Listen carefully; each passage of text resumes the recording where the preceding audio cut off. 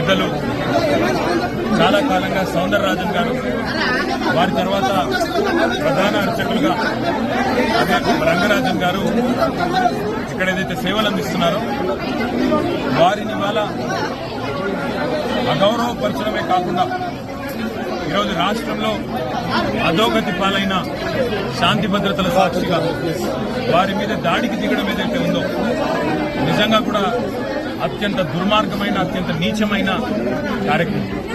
ఇది ఎవరు చేసినా, ఏ పేరిట చేసినా, ఏ ఎజెండాతో చేసినా శాంతి భద్రతల విషయంలో మాత్రం ఉక్కుపాదంతో వ్యవహరించాల్సిన బాధ్యత రాష్ట్ర ప్రభుత్వం మీదనే ఉంటుంది.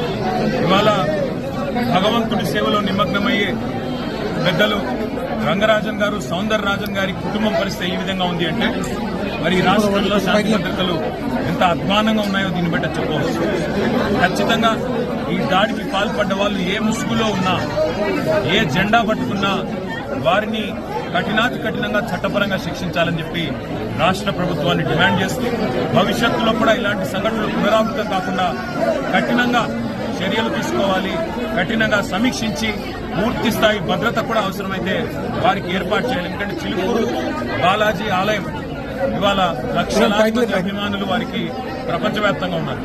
అట్లాంటి చిలుకూరు బాలాజీ ఆలయానికి మరి గొప్పగా సేవలు అందిస్తున్న ఆ కుటుంబాన్ని సౌందరరాజన్ గారు కానీ, రంగరాజన్ గారు కానీ వారిని అవమానించడం అంటే నిజంగా కూడా ఆ స్వామివారి భక్తులను అవమానించడమే, ఒక దైవ భక్తుడిని అవమానించడం అంటే దేవుణ్ణి కూడా అవమానించినట్టే. కాబట్టి తక్షణమే ఈ విషయంలో కఠినాతి కఠినంగా భవిష్యత్తులో మళ్ళీ ఇట్లాంటి పునరావృతం కాకుండా చర్యలు తీసుకోవాలని ప్రభుత్వాన్ని డిమాండ్ చేస్తా ఉన్నాం.